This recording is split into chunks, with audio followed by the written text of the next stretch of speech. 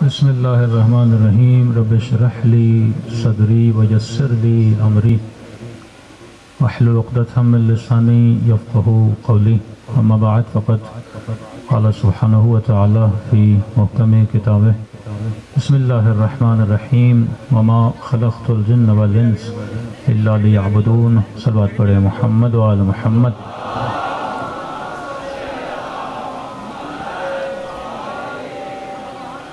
دعا ہے پروردگار عالم ہم سب کی عبادتوں کو اپنی بارگاہ میں قبول فرمائے، اور جس مقصد بندگی مقصد زندگی کی خاطر ان مجالس میں تشریف لاتے ہیں، خدا ان مقاصد میں بھی ہم سب کو کامیابی نصیب فرما دے۔ مسلسل تربیت کے عنوان سے آپ کی خدمت میں اپنے عرائض رکھ رہے تھے کہ خدا نے انسان کو کسی مقصد کے لیے بنایا، اگر انسان اپنے مقصد کو نہ سمجھے تو اس کی دنیا میں گزری ہوئی زندگی رائیگاں چلی جاتی ہے۔ جس طرح آپ امام حسین کی مجلس میں آئے، کسی مقصد کے لیے آئے، ظاہر ہے یہاں آپ کو مال نہیں ملے گا، دولت نہیں ملے گی، وہ کون سی چیز ہے جو 1 گھنٹہ آپ امام حسین کے فرش عزا سے لے کر جاتے ہیں؟ وہ غذا جسم کی نہیں ہوتی، وہ غذا روح کی ہوتی ہے۔ آواز تھوڑا بڑھا دیں۔ ہم یہاں پہ روحانی غذا کو لینے کے لیے آتے ہیں کہ جس طرح امام نے جسم اور روح کے درمیان فرق کرنے کے لیے مثال بیان کی کہ کسی نے کہا مولا جسمانی لذت اور روحانی لذت میں ذرا فرق بتائیے، کہا جو کھانا کھا کر مزہ لے یہ جسم کی لذت لے رہا ہے، جو کھانا کھا کر مزہ لے ابھی تک یہ حیوانیت کے مقام پہ کھڑا ہوا ہے، لیکن جسے کھانا کھلا کر مزہ آئے وہ بھی تو ایک لذت ہوتی ہے، لیکن وہ لذت جسمانی نہیں، وہ لذت روحانی لذت ہے۔ تو ہم نے کہا کہ انسان کے وجود میں خدا نے کائنات کو رکھا ہوا ہے، جب تک یہ اپنے وجود کو نہیں سمجھتا تب تک یہ خدا کو سمجھ نہیں پائے گا۔ صلوات پڑھے محمد و آل محمد۔ یہ پنکھا بند کر دیں، بار دیگر صلوات پڑھے محمد و آل محمد۔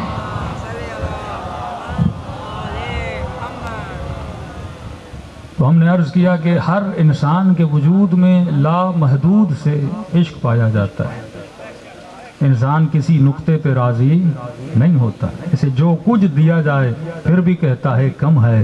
تو یہ دلیل ہے کہ ہمارے وجود میں کسی لامحدود کا عشق موجود ہے، اور معصوم فرماتے ہیں وہ لامحدود تجھے دنیا میں ملنے والا نہیں ہے۔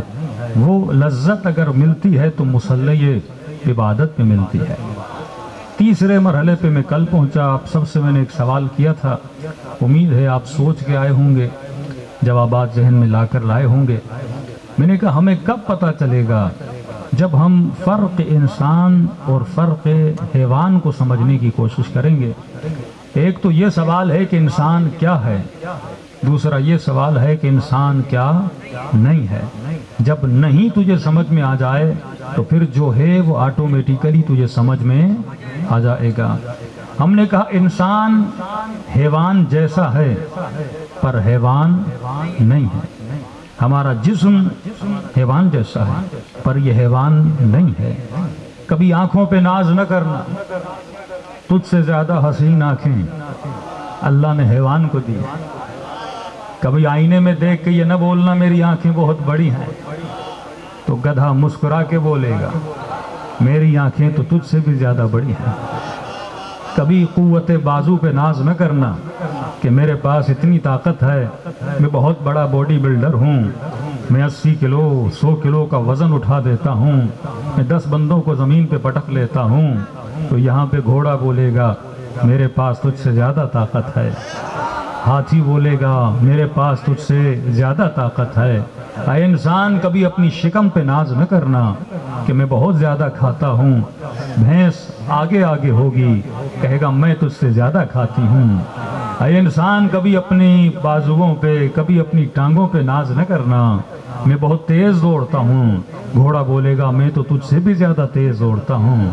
اے انسان کبھی اولاد پہ ناز نہ کرنا کہ جس کو اللہ نے اولاد نہیں دی تو بولے میں تو بڑا قسمت والا ہوں، اللہ نے مجھے 10 بچے دیے ہیں۔ کبھی کثرت اولاد پہ ناز نہ کرنا، تجھ سے زیادہ حیوان بچے پیدا کرتے ہیں۔ اے انسان کبھی اس چیز پہ ناز نہ کرنا کہ مثلا تو شہوت کے مالا مال ہے، شہوت حیوان میں تجھ سے زیادہ ہے۔ تو وہ کون سی چیز ہے جس پہ انسان خود پہ فخر کرے؟ جسم پہ تو ہم فخر نہیں کر سکتے نا، حسن پہ تو ہم فخر نہیں کر سکتے، کیونکہ جسم انسان سے زیادہ مضبوط جسم خدا نے حیوان کو دیا۔ انسان کی بینائی سے زیادہ حیوان کی بینائی مضبوط ہے، انسان کے چکھنے کی طاقت سے زیادہ حیوان کی قوت ذائقہ مضبوط ہے، انسان کی سماعت سے زیادہ حیوان کی سماعت مضبوط ہے۔ تو کبھی جسمانی قوتوں پہ ناز نہ کرنا۔ تبھی تاریخ میں کبھی نہیں ملتا کہ علی نے اپنے ہاتھوں پہ ناز کیا ہو، علی نے اپنے بازوؤں پہ ناز کیا ہو۔ جب لوگ علی کی خدمت میں گئے اور کہنے لگے یا علی آپ نے خیبر کے دروازے کو اپنی ہاتھوں سے اکھاڑا تھا، علی مولا نے کہا میں نے جسم کی طاقت سے نہیں اکھاڑا تھا، میں نے روح کی طاقت سے اکھاڑا تھا۔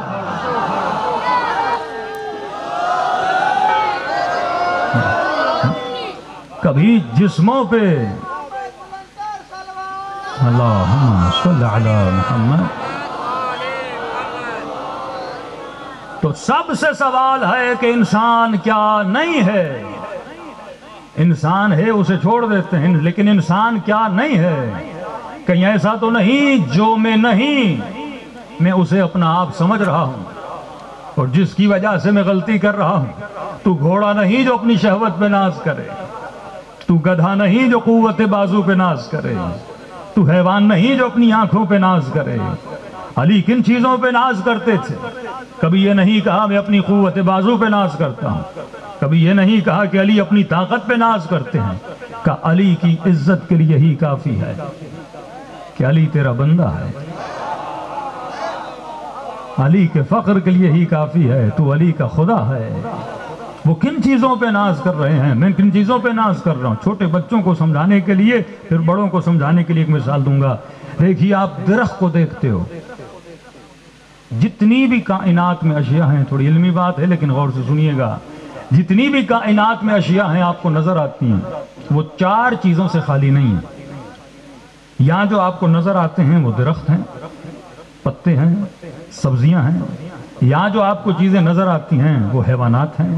یہاں جو چیزیں آپ کو نظر آتی ہیں وہ لوہا ہے، پتھر ہے، یا آپ کو انسان نظر آتے ہیں۔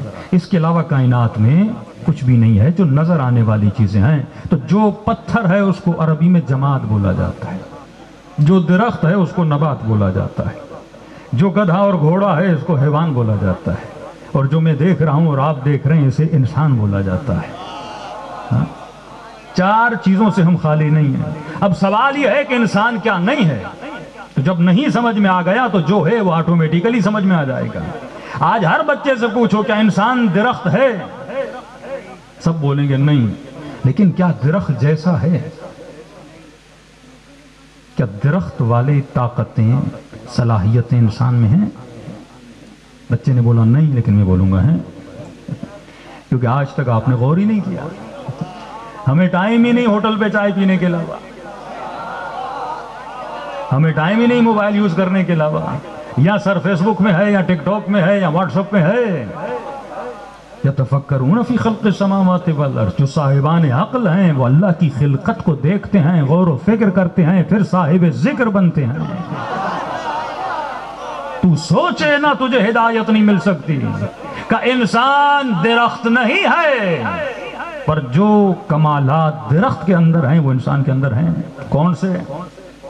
درخت چھوٹا ہوتا ہے پھر بڑا ہوتا ہے، انسان بھی چھوٹا ہوتا ہے پھر بڑا ہوتا ہے۔ نائی کے پاس گئے، بال کٹوائے، پھر بڑے ہو گئے، درخت کے پتے جھڑے، پھر بڑے ہو گئے۔ تو ہم درخت تو نہیں، پر درخت کی صلاحیتوں کو رکھتے ہیں۔ جو کمالات ایک درخت کے اندر ہیں وہ سارے کمالات انسان کے اندر بھی موجود ہیں۔ اب آپ سب سے سوال ہے کیا انسان حیوان ہے؟ کہا نہیں، لیکن کیا حیوان جیسا ہے؟ جو خوبیاں حیوان میں ہیں وہ ہمارے اندر ہیں کہ نہیں؟ حیوان بچے پیدا کرتا ہے، ہم بھی بچے پیدا کرتے ہیں۔ حیوان بھی شادی کرتا ہے، ہم بھی شادی کرتے ہیں۔ فرق یہ ہے جب وہ شادی کرتا ہے تو بیچ میں مولوی نہیں ہوتا، ہم جب شادی کرتے ہیں تو پیچھے مولوی رکھتے ہیں، تو مولوی رکھ کر بتاتے ہیں ہم انسان ہیں، جو نہ رکھے وہ بتائے گا میں گدھا ہوں۔ تو نکاح کر کے بتاتا ہے کہ اے خدا میں جو کرتا ہوں تیری اجازت سے کرتا ہوں۔ گدھے کے لیے احکام نہیں، کیونکہ وہ انسان نہیں ہے۔ کھاتا وہ بھی ہے، کھاتا تو بھی ہے، بچے اس کے بھی ہیں، بچے تیرے بھی ہیں۔ کبھی اس چیز پہ ناز نہ کرنا، تو نے گھر بنایا، گھر تو چڑیا بھی بناتی ہے، گھر تو کوا بھی بناتا ہے۔ کبھی یہ مت کہنا کہ میں اس لیے انسان ہوں کیونکہ میں نے اپنے بچوں کو ہنر سکھایا، میں نے بچے کو ڈاکٹر بنایا، انجینئر بنایا، لہٰذا میں انسان ہوں۔ اے انسان، اگر تو اپنے بچوں کو ہنر سکھاتا ہے، ہنر کیوں سکھاتا ہے؟ تاکہ بچہ ہنر سیکھے، بعد میں یہ بھوکا نہ رہے، یہ اپنے رزق و حلال کی کمائی کر سکے، یہ کچھ کما سکے۔ تو جس طرح تو اپنے بچوں کو ہنر سکھاتا ہے، اس طرح حیوانات بھی اپنے بچوں کو ہنر سکھاتے ہیں۔ کبوتر بچے کو اڑنا سکھاتا ہے، شیر بچے کو شکار سکھاتا ہے، پرندے اپنے بچوں کو چلنا سکھاتے ہیں، تو یہ حیوان بھی تو اپنے بچے کو ہنر سکھا رہا ہے۔ تو اگر تو نے بچے کو ہنر سکھایا، تو نے کوئی کمال نہیں کیا، تو بھی وہی کام کر رہا ہے جو حیوانات کام کرتے ہیں۔ اگر کوئی یہ کہے کہ میں اس لیے انسان ہوں کیونکہ میں صبح سے شام تک مزدوری کرتا ہوں، میں محنت کرتا ہوں، ارے صرف تو مزدوری نہیں کرتا، علی فرماتے ہیں مزدوری کرنا اگر سیکھنا ہے تو کوے سے سیکھو۔ صبح سویرے گھر سے نکلتا ہے، شام کو جلدی گھر میں آتا ہے، کہ حیا سیکھنا ہے کوے سے سیکھ، غیرت سیکھنی ہے مرغے سے سیکھ، یہ ساری چیزیں مولا فرماتے ہیں حیوانوں سے سیکھ۔ کہیں ایسا نہ ہو تو حیوانوں سے پیچھے رہ جائے، تو کمانے کی وجہ سے تو انسان نہیں ہے، محنت کی وجہ سے تو انسان نہیں ہے، بچے پیدا کرنے کی وجہ سے تو انسان نہیں ہے، شکل و صورت کی وجہ سے تو انسان نہیں ہے، بچوں کو ہنر سکھانے کی وجہ سے انسان نہیں ہے، تو اس لیے انسان نہیں تم نے گھر بنا دیا، بنگلہ بنا دیا، یہ گھر تو حیوانات بھی بناتے ہیں۔ بس وہ کون سی چیز ہے جو انسان کو سرحد حیوان سے نکال کر سرحد انسانیت میں داخل کرتی ہے؟ کہیں ایسا تو نہیں میں کما کر سمجھتا رہا میں انسان ہوں، میں بچے پیدا کر کے سمجھتا رہا میں انسان ہوں، میں رزق و روزی کی تلاش میں جا کر سمجھتا رہا میں انسان ہوں۔ فرمایا تو اس چیز کی وجہ سے انسان نہیں ہے، کیونکہ یہ ساری چیزیں حیوانوں کے اندر ہیں۔ اب سوچ تو کیا ہے، ان چیزوں کی وجہ سے تو انسان نہیں ہے، کس چیز کی وجہ سے تو انسان ہے؟ ذرا قرآن سے پوچھتے ہیں، اے خدا فرق انسان اور حیوان تو بتا۔ اللہ کی آواز آئے گی، سورہ جمعہ کھولو، سورہ جمعہ کھولو، وہاں پہ خدا نے سوئے ہوئے انسانوں کو جگانے کے لیے انسان کو خدا نے ایک تشبیہ دی ہے جو شاید کچھ لوگوں کو بری لگے، لیکن سمجھو گے تو اچھی بھی لگے گی۔ کہا بعض لوگوں کی مثال گدھے کی طرح ہے، کمثل الحمار یحمل اسفارا۔ کیوں گدھے کی طرح ہے؟ اچھا یہ خدا مخاطب کس سے ہے؟ انسانوں سے۔ ایک ہوتی ہے گالی جو حقیقت میں آپ غصے میں کسی کو بولتے ہیں لیکن سچ نہیں ہوتا، لیکن اللہ جو بھی بولتا ہے وہ سچ ہوتا ہے۔ اگر وہ کسی کو گدھا کہے نا، وہ حقیقتاً گدھا ہوتا ہے۔ ہاں؟ اب کہیں ایسا تو نہیں اس گدھے کی لسٹ میں ہمارا نام آ جائے، کیونکہ خدا بول رہا ہے۔ اب تجھے دیکھنا پڑے گا، کہیں ایسا تو نہیں میں کام حیوانی کر رہا ہوں، جس شے کی وجہ سے مجھے انسان بنایا گیا اگر وہ چیز میرے اندر نہیں ہے تو مجھ میں اور گدھے میں کوئی پھر فرق نہیں پڑتا۔ خدا قرآن میں کیا کہتا ہے؟ بعض لوگوں کی مثال گدھوں جیسی ہے۔ کیوں خدایا؟ کہ جس طرح گدھے اپنے اوپر کتابیں رکھ کے جائے پر ان کتابوں سے فائدہ لے نہ پائے، یہاں خدا فرق گدھا اور فرق انسان بتاتا ہے، کیونکہ گدھا جب کتابیں پیٹھ پہ رکھے گا، گدھا کتابوں سے کوئی فائدہ لے نہیں پائے گا۔ کیوں نہیں لے پائے گا؟ کیونکہ حیوان کے اندر شہوت ہے، کھانے پینے کی طاقت ہے، سونا اٹھنا، شادی کرنا، بچے پیدا کرنا، یہ سب چیزیں اس کے اندر ہیں۔ ایک چیز اس کے اندر نہیں ہے جو تیرے اندر ہے، اگر تو اسے ختم کر دے تو پھر تجھ میں اور حیوان میں کوئی فرق نہیں ہے۔ کون سی چیز ہے؟ کہ گدھا کتابیں رکھتا ہے پر کتابوں سے کوئی فائدہ لے نہیں پاتا، کیونکہ گدھے کے اندر صلاحیت ہی نہیں ہے کہ وہ کتابوں سے فائدہ لے سکے۔ اب اگر تو بھی گدھے جیسا بن جائے، مثلاً تیرے گھر میں قرآن ہو نہج البلاغہ ہو لیکن اس سے فائدہ نہ لے تو پھر مجھ میں اور علامہ گدھے میں کوئی فرق نہیں ہے۔ ایک اور مثال دوں تاکہ بچے سمجھ جائیں نا۔ اللہم صلی علی محمد۔ بھائی نواب شاہ میں کسی کسان کے گھر میں 2 گدھے پیدا ہوئے، مثال دے رہا ہوں۔ نواب شاہ میں کسی کسان کے گھر میں 2 گدھے پیدا ہوئے۔ اس نے کہا چلو گدھے میرے کام کے نہیں ہیں، ایک گدھا وہ مولوی صاحب کے گھر لے کر آئے، ایک گدھا ایک موچی کے گھر میں لے کر گئے۔ کہا مولانا گدھا بڑا تگڑا ہے، یہ رکھ لیجئے آپ کے کام آئے گا، کبھی سامان وامان اٹھانا ہو ہاں ریڑھی پہ لگا دیجئے گا، دن رات آپ کا کام کرے گا۔ موچی کو کہا بھائی تجھے بھی تھوڑا بہت کام ہو تو گدھے سے کام لے لینا۔ کہا ٹھیک ہے۔ 5 سال کے بعد بندہ واپس آیا، کہ مولوی صاحب گدھے سے آپ نے بڑا کام لیا، اب واپس دیجئے۔ موچی کو کہا آپ نے بھی بڑا کام لیا، اب گدھا واپس دیجئے۔ دونوں نے واپس دیا۔ یہ دونوں گدھے لے کر آیا نواب شاہ، لوگوں کو کہا ادھر آؤ میں 2 گدھے لے کر آیا ہوں، ایک گدھا مولوی کے گھر سے، ایک گدھا موچی کے گھر سے۔ اب یہ جو مولانا کے گھر سے لے کر آیا ہوں 5 سال رہا ہے مولانا کے ساتھ، تو کم از کم آدھا مولوی تو بن گیا ہوگا، اور یہ لایا ہوں موچی کے گھر سے، تو کم از کم آدھا موچی تو بن گیا ہوگا۔ لوگ کیا بولیں گے تو پاگل تو نہیں ہوا؟ گدھا مولوی کے گھر میں ہو یا موچی کے گھر میں ہو، گدھا تو گدھا ہی رہتا ہے۔ اگلا جملہ سننے کی صلاحیت ہے تو پڑھ دوں۔ گدھا مولوی کے گھر میں ہو یا موچی کے گھر میں ہو، گدھا تو گدھا رہتا ہے، کیونکہ گدھے میں صلاحیت نہیں ہے کہ وہ علم حاصل کر سکے، وہ ہنر سیکھ سکے۔ تو کوئی فرق نہیں پڑتا اگر کوئی نبی کے ساتھ رہے یا علی کے ساتھ رہے۔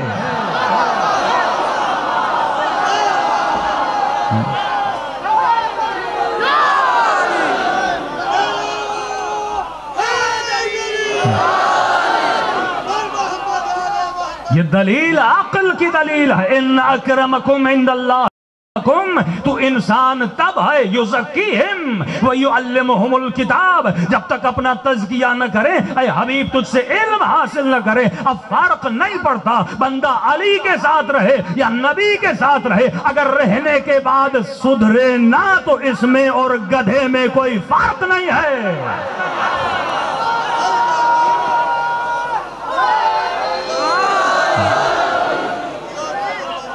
یہ قرآن کی آیت ہے اور نبی کے زمانے میں اتری۔ کباز کی مثال گدھے کی طرح ہے۔ خوارج گدھے تھے، حافظ قرآن تھے پر قرآن سے فائدہ نہ لے سکے۔ انسان تب ہے جب علی کے پاس گیا تھا تو ایمان کے پہلے درجے پر تھا، اور جب مدائن میں انتقال ہوا تو ایمان کے 10ویں درجے پر تھا۔ اب آپ نے واہ واہ کی، ذرا یہ واہ واہ اپنی طرف بھی لیجئے۔ ہاں ان پہ تو بڑی ہنسی آتی ہے آپ کو، جو پرانے گدھے تھے، آج کل ماڈرن گدھے۔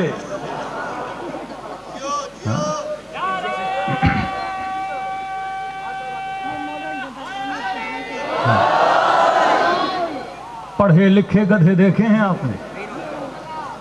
پڑھا لکھا گدھا کبھی دیکھا ہے؟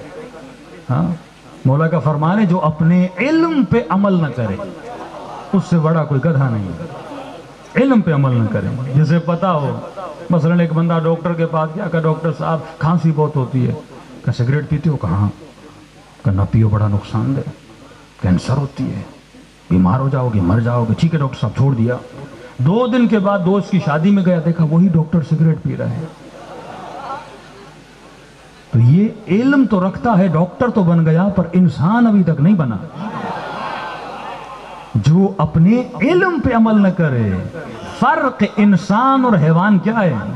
حیوان تربیت پانے کی صلاحیت نہیں رکھتا۔ ایسا نہیں کہ جس گدھے پر رسول خدا سواری کرتے تھے وہ پتہ نہیں مفسر قرآن بن جائے، ایسا نہیں ہے۔ ہم اس کا احترام کرتے ہو آپ مولا حسین کے ذوالجناح کا، کیوں؟ کیونکہ اس نے کربلا میں اہل بیت کا ساتھ دیا، اب ایسا تو نہیں مولا کے ذوالجلال کے پاس علم زیادہ تھا، نہیں، اس کی اہمیت اس لیے ہے کیونکہ اس کا سوار حسین تھا۔ مولا حسین کی وجہ سے اس کی ویلیو ہے، ورنہ گھوڑا گھوڑے جیسا ہے، اس میں کیا فرق ہے؟ حیوان میں تربیت پانے کی صلاحیت نہیں ہے کہ مثلا اصحاب کہف کا کتا اصحاب کہف کے ساتھ تھا تو آدھا عالم بن جائے، ایسا نہیں ہے۔ کوئی بھی حیوان ہو اس میں صلاحیت نہیں ہے، الا یہ کہ خدا اس پر کوئی وحی نازل کر دے، خدا اسے کچھ سمجھا دے، کچھ پیغام دے دے۔ جس طرح حضرت سلیمان کے کچھ قصے ہیں اس میں وہ وحی الہی کے ذریعے کام کرتے تھے، لیکن ہر حیوان میں یہ صلاحیت نہیں ہے وہ علم حاصل کر سکے۔ فرق حیوان اور انسان کیا؟ انسان تربیت پانے کی صلاحیت رکھتا ہے۔ اگر کوئی آپ کے بچے سے پوچھے، جوان سے پوچھے، بوڑھے سے، آج افسوس یہ ہوتا ہے کہ 70 سال کے بوڑھے سے پوچھو انسان کیا، اسے نہیں پتا۔ مطلب تو نے زندگی گزار دی، تجھے نہیں پتا انسان کیا ہے۔ جوان سے پوچھو انسان کیا، اسے نہیں پتا۔ وہ یہ سمجھتا ہے میں دنیا میں آیا، کھاؤں پیوں، گھر بناؤں، شادی کروں، 4 بچے پیدا کروں، نوکری کروں اور مر جاؤں، پھر جنازہ اٹھا کے لا الہ الا اللہ محمد رسول اللہ کر کے مجھے دفنا دیا جائے۔ ملائک پوچھیں گے تو انسان کیوں تھا؟ اسے پتا ہی نہیں۔ انسان ہے تاکہ اپنی تربیت کرے۔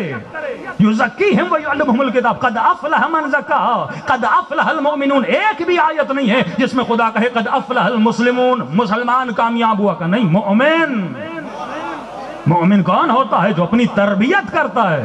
اگر تو 10 سال حسین کی مجلس میں آئے، مولا کے فرامین کو سنیں، فرامین علی کو سنیں، فرامین حسین کو سنیں، لیکن سننے کے بعد بھی اپنی تربیت نہ کرے تو واللہ ہم میں اور حیوان میں کوئی فرق نہیں ہے۔ انسان وہ ہے جو تربیت کرتا ہے۔ آج دیکھو ایمان کے کس درجے پہ کھڑے ہو، اس درجے کو مضبوط کرو۔ کسی نے کہا امام زمانہ سے ملنا ہے، کیا کریں؟ کہ خود کو صفات امام زمانہ میں ڈال دو۔ اب کا امام زمانہ تو نظر نہیں آتے، ہمیں کیسے پتا چلے مولا کی صفات کیا تھیں؟ کہ اولنا محمد، اوسطنا محمد، آخرنا محمد، یہ سب کے سب محمد ہیں۔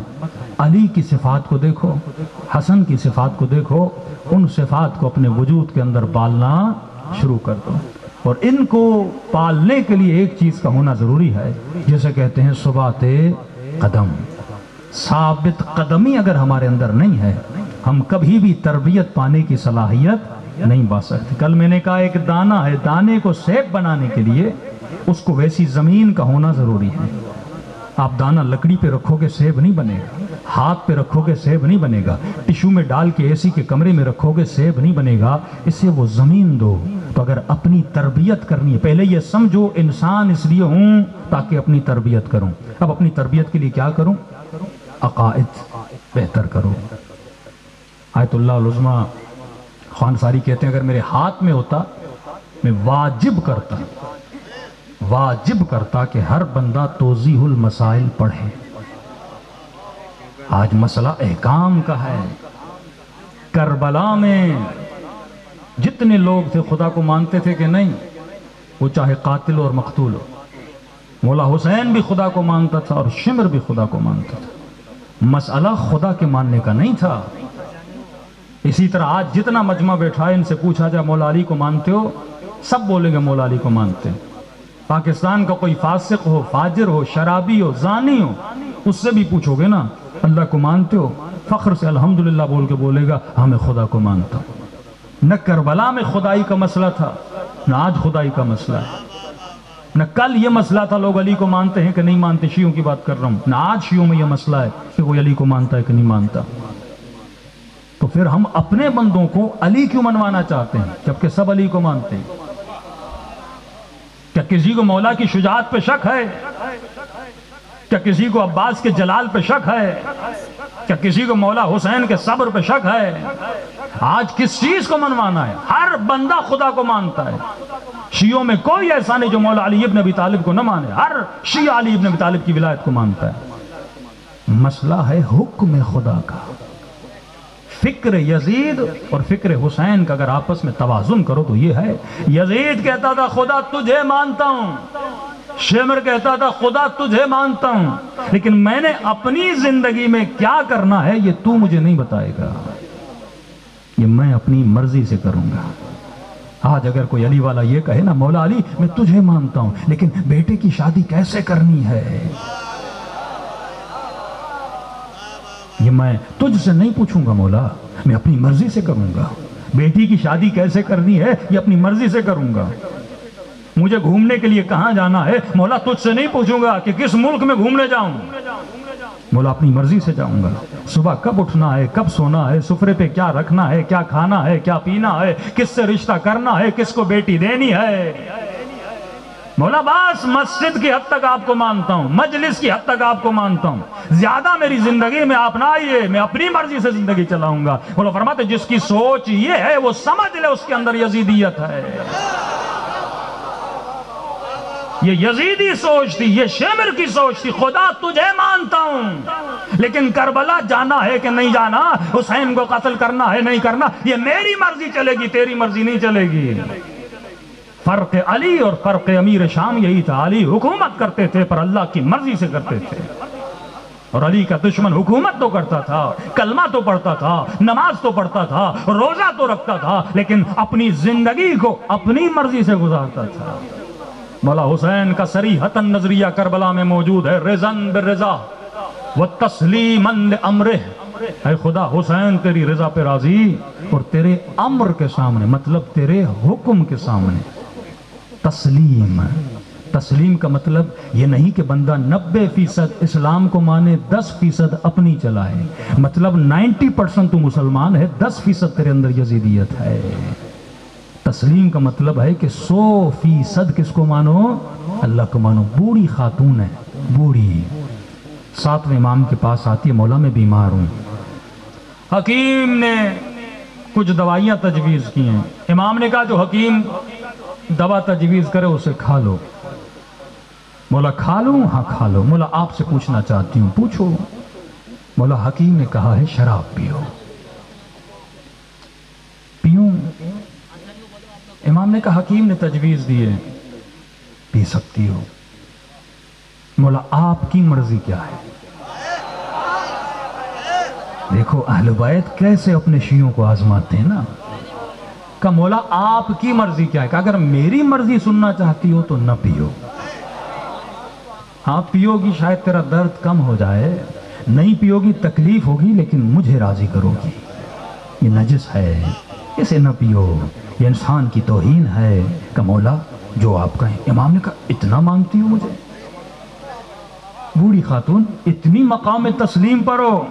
سامنے سیب پڑا تھا، بوڑھی نے سیب لیا، امام کے سامنے ایک ہی سیب جو ایک درخت سے آیا، ایک سیب ایک ہی درخت کا، اس خاتون نے اس ایک سیب کے 2 ٹکڑے کیے، ایک اس ہاتھ میں رکھا دوسرا اس ہاتھ میں رکھا۔ کہ مولا آپ پوچھتے رہے تھے نا میں آپ کو کتنا مانتی ہوں، ایک ہی سیب ہے، ایک ہی درخت کا ہے، حلال بھی ہے، میں نے 2 ٹکڑے کر دیے، اگر بولو گے نا آدھا کھاؤ حلال ہے، آدھا کھاؤ حرام ہے۔ مولا سوال بھی نہیں کروں گی، سیب تو ایک تھا، آدھے کو حلال کیا آدھے کو حرام کیا۔ امام فرماتے ہیں یہ ہوتے ہیں ہمارے شیعہ، جو مقام تسلیم پہ ہوتے ہیں۔ آج مولوی بول بول کے تھک جاتا ہے، بندہ ایک کان سے سنتا ہے دوسرے کان سے نکال دیتا ہے۔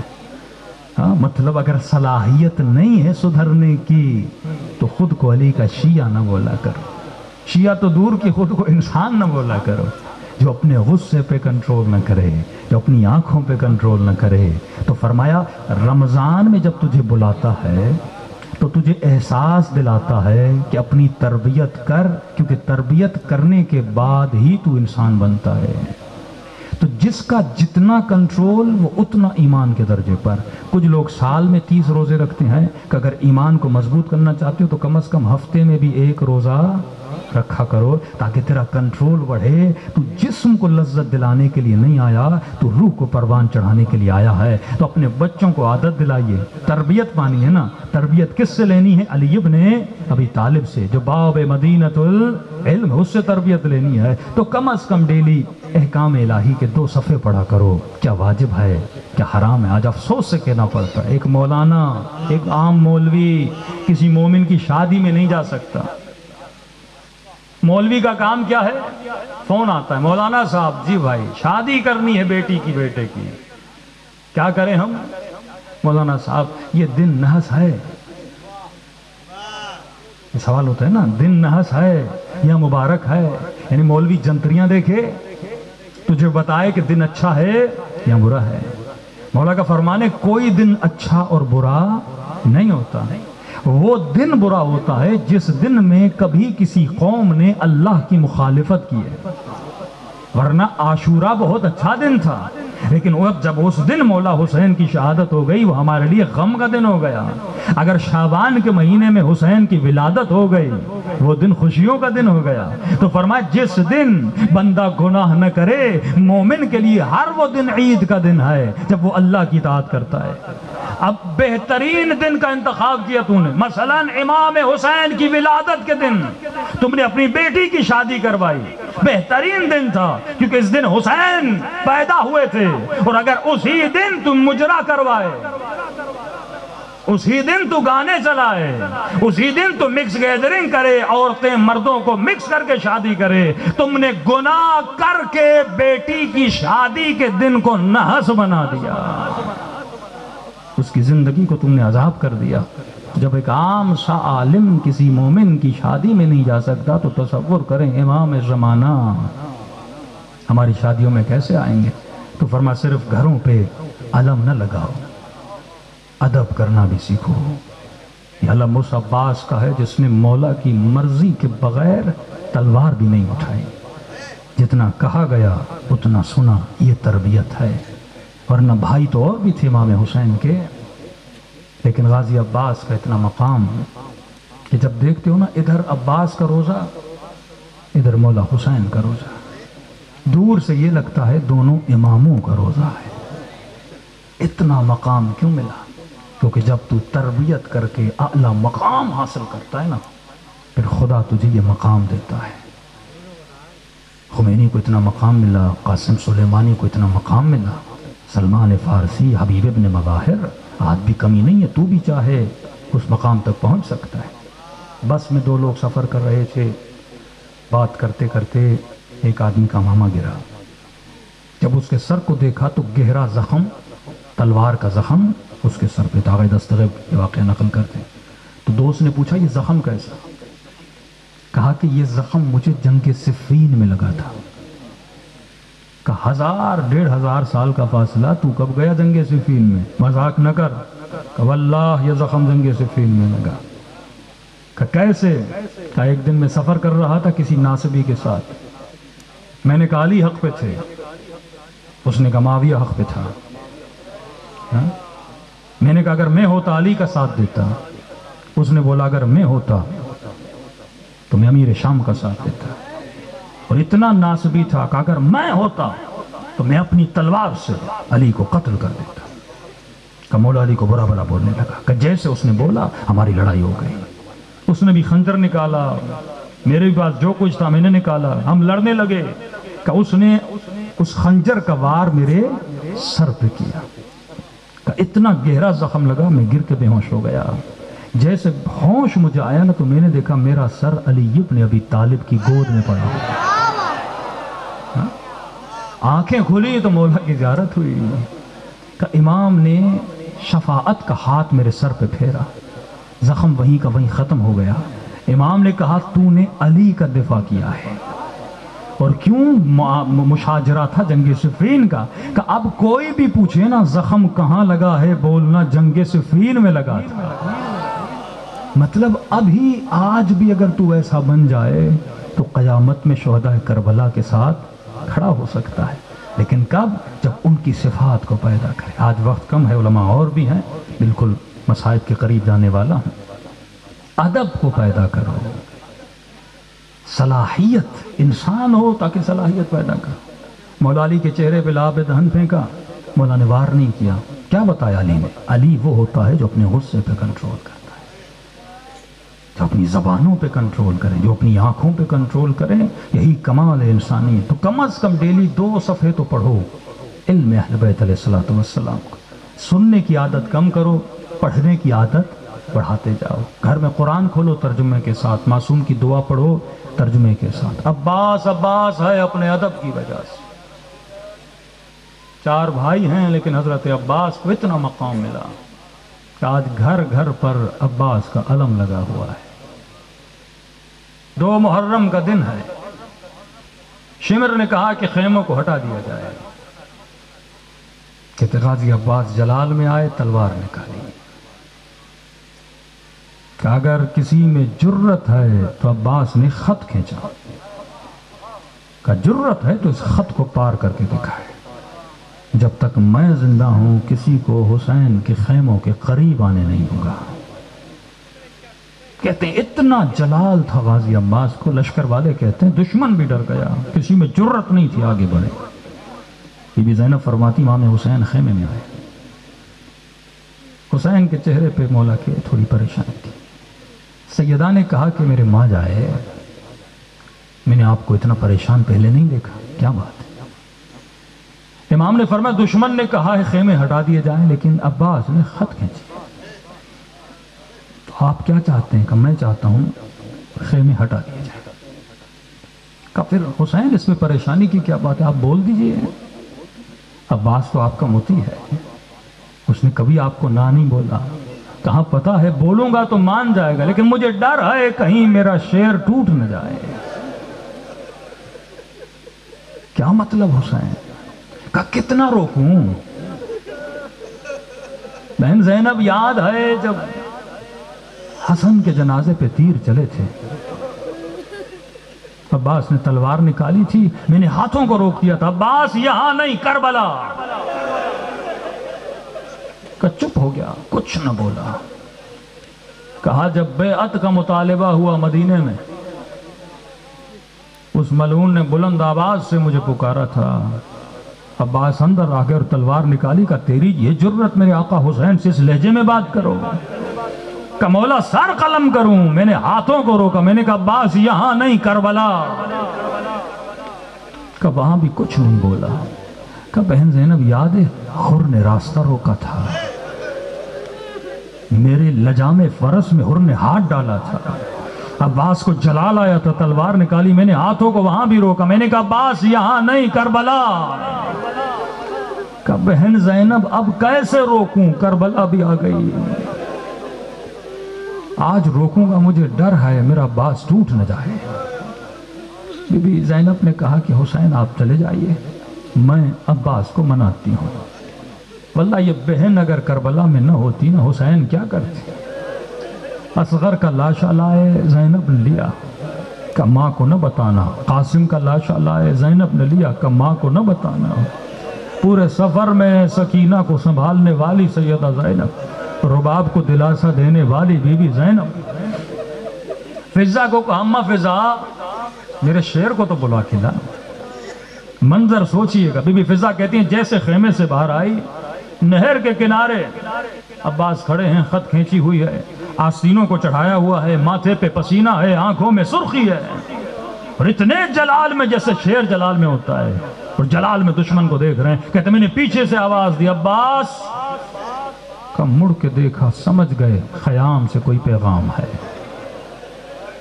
ہاتھ سے اشارہ کیا، اماں فضا وہیں رک جانا، میری بہن کا نام نہ لینا، میں خود آگے آتا ہوں۔ غیرت مند کہتے ہیں آگے بڑھے، فضا کہتی ہیں آگے بڑھے، وہی جلال تھا، وہی جمال تھا، آستینیں چڑھی ہوئی، ماتھے پہ پسینہ، آنکھوں میں سرخی۔ کہ جی اماں فضا، کہ عباس آقا زادی نے بلایا ہے۔ کہ جیسے سنا نا آقا زادی نے بلایا، تھوڑی دیر کے لیے کھڑے ہو گئے، آستینوں کو سیدھا کیا، ماتھے کا پسینہ پوچھا، تھوڑی دیر رکے تاکہ آنکھوں کی سرخی چلی جائے۔ جب بالکل مزاج میں ٹھنڈا پن آ گیا، خیمے کے دروازے پہ ایسے کھڑے ہوئے جیسے 7 سال کا بچہ کھڑا ہو جاتا ہے۔ ادب تو دیکھو، خدا را ادب کرو۔ کھڑے ہو گئے، کہا جی آقا زادی غلام حاضر ہیں۔ کہا عباس اندر آؤ۔ غازی اندر گئے، زانو ادب لگا کے بی بی زینب کے سامنے بیٹھ گئے۔ جی آقا زادی، کہا عباس سنا ہے تو نے خط کھینچی ہے۔ کہاں بی بی دشمن کی جرات کہ وہ میرے آقا کے خیموں کی طرف بڑھے، جب تک عباس زندہ ہے کسی کو بڑھنے نہیں دوں گا۔ کہ عباس حسین کی مرضی ہے، کہ خیمے ہٹا دیے جائیں. میں جانتی ہوں تو نے خط کھینچی ہے عباس، تیرا بھی تو غرور ہے نا، تو نے دشمن کو للکارا ہے. برا لگے گا تو خیموں کو ہٹائے، دشمن تیرا مذاق اڑائے گا، تو عباس گھبرانے کی ضرورت نہیں، تو خیمے میں بیٹھ جا.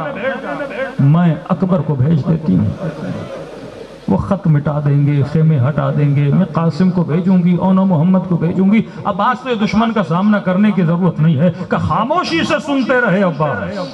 جب بی بی نے یہ کہہ لیا نا میں اکبر کو بھیجتی ہوں، قاسم کو بھیجتی ہوں، کہتے غازی عباس کھڑے ہو گئے. کہ آقا زادی عباس کا غرور کیا ہوتا ہے، عباس کی انا کیا ہوتی ہے. اگر حسین کی مرضی اپنے ہاتھوں سے خط مٹاؤں گا، اپنے ہاتھوں سے خیمے ہٹاؤں گا. جب یہ اطاعت ہو تو عباس عباس بنتا ہے. مجلس حسین میں دعا کرو کہ خدا ہمیں امام زمانہ کے لیے عباس بنائے، ایسے مطیع حجت خدا بنے، دلوں کو کربلا لے کر چلیں. یہ دل زینب کے اجڑنے کے دن ہے. ہم 10 دن روتے ہیں، اس کے بعد سکون سے سو جاتے ہیں. اصل رونا تو 10 دن کے بعد ہے. 9 دن بچی نے کوئی تماچا نہیں کھایا. 10 محرم ختم ہوئی، سکینہ کے تماچے شروع ہوئے. 9 دن ماں کی گود میں بچہ تھا، بھائی کے پاس بہن تھی، بہن کے پاس بھائی تھا. جیسے 10واں دن ختم ہوا، گودیں اجڑ گئیں. تو فرمایا ایسے سلام کیا کرو مولا حسین کو جیسے کربلا میں بی بی زینب نے اپنے بھائی کو سلام کیا. سب خلوص سے دل سے اپنے آقا کو سلام کریں. السلام علی الحسین وعلی علی ابن وعلی اولاد الحسین وعلی اصحاب. سب مل کے السلام علی الحسین وعلی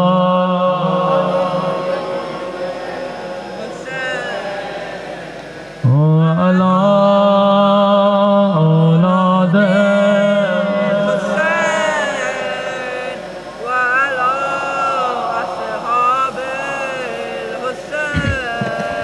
آواز کم ہے، بلند آواز سے السلام علی الحسین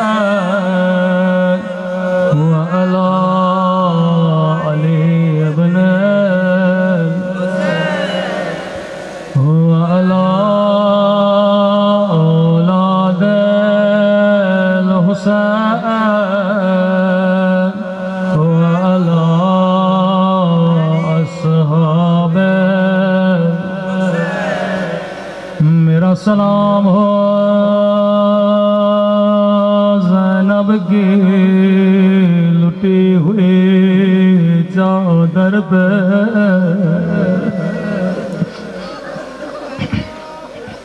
یہ چند سلام امام زمانہ کے سلام ہیں، سن لیں. میرا سلام ہو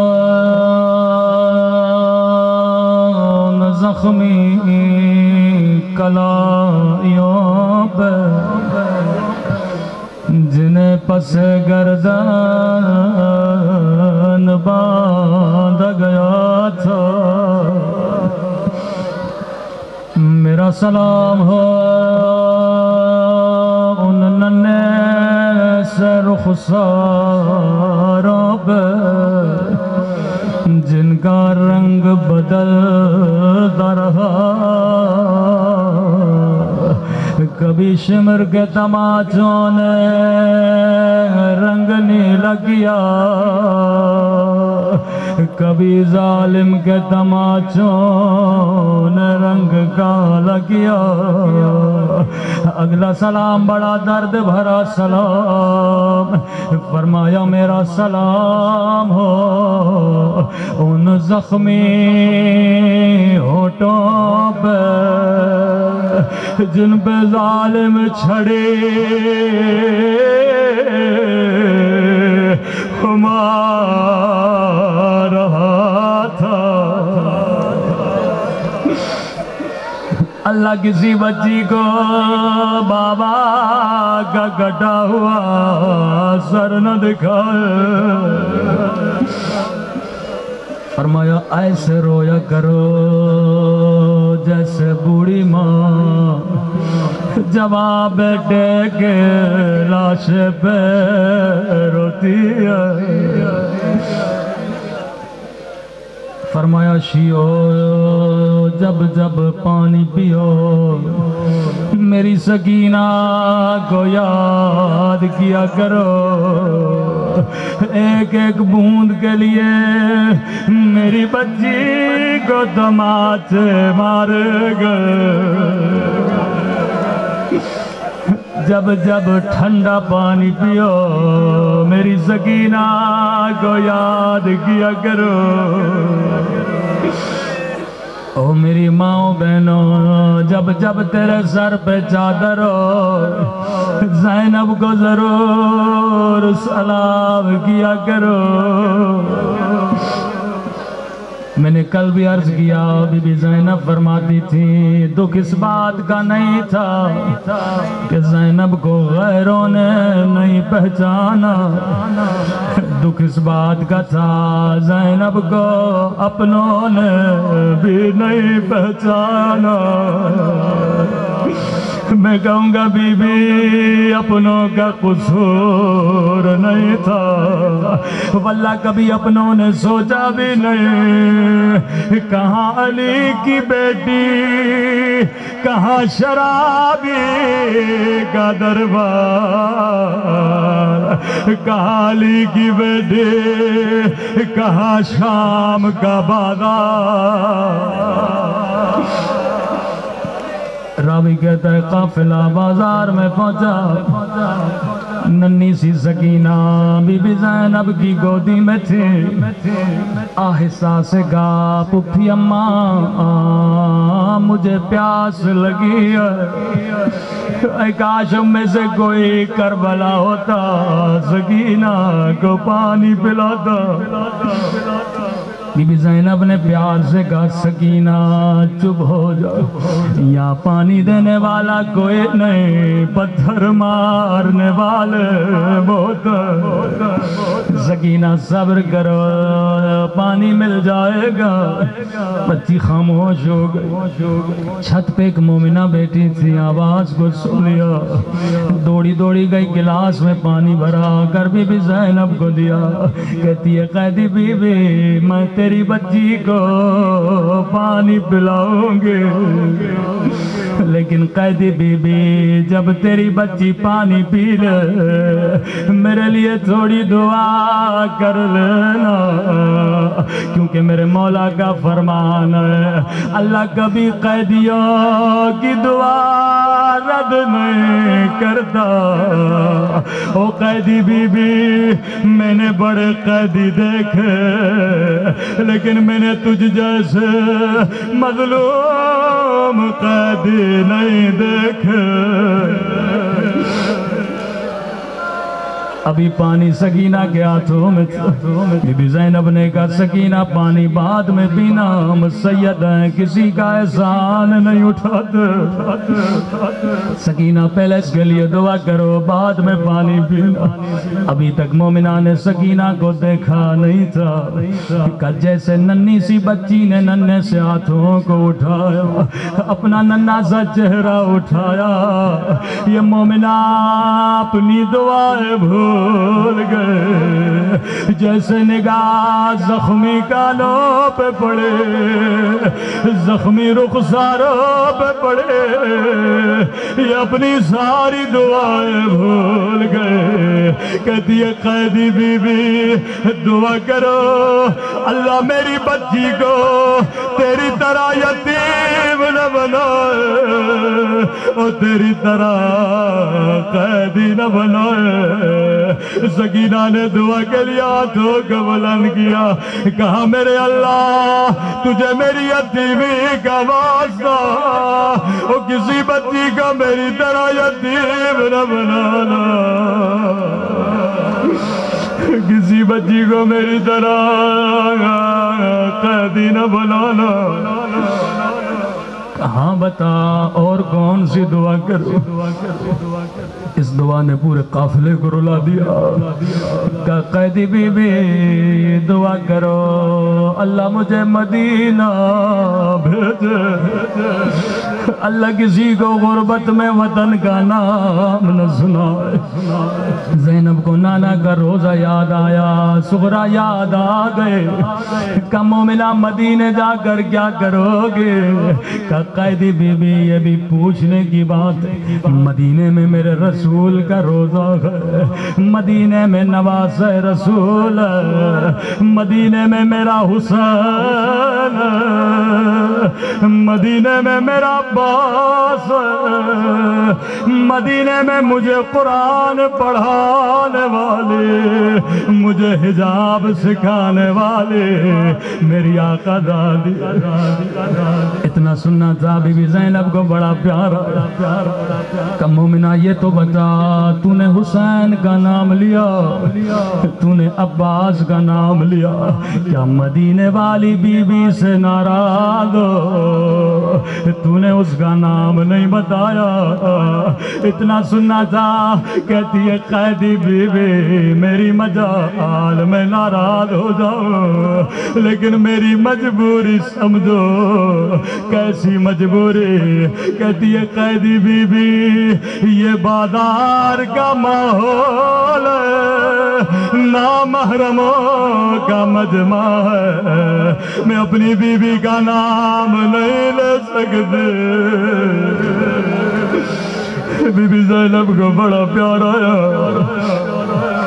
فرمایا مومنہ اگر میں دعا کروں تیری دعا یہیں قبول ہو جائے کیا کہو گی؟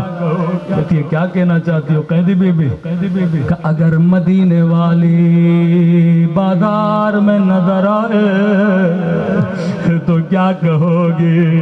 ایک مرتبہ جلال میں آتی ہے، کہتی ہے قیدی بی بی زبان سنبھال کے بات کرو، میری بی بی تجھ جیسی قید نہیں، میری بی بی نام ہے علی کی بیٹی کا، میری بی بی نام ہے عباس کی بہن کا۔ اتنا سننا تھا زینب کو جلال آیا، اپنے چہرے سے بالوں کو ہٹایا، کہ ام حبیبہ نہیں پہچانا انا زینب بنت علی، ارے میں ہی زینب ہوں، ارے وہ دن گزر گئے میرا عباس مارا گیا، میرا حسین مارا گیا۔ الا لعنت اللہ علی القوم الظالمین۔ پروردگار اس گریے کا واسطہ ہمارے مولا آقا امام زمانہ کا ظہور فرما، ہم سب کو مولا کے آوان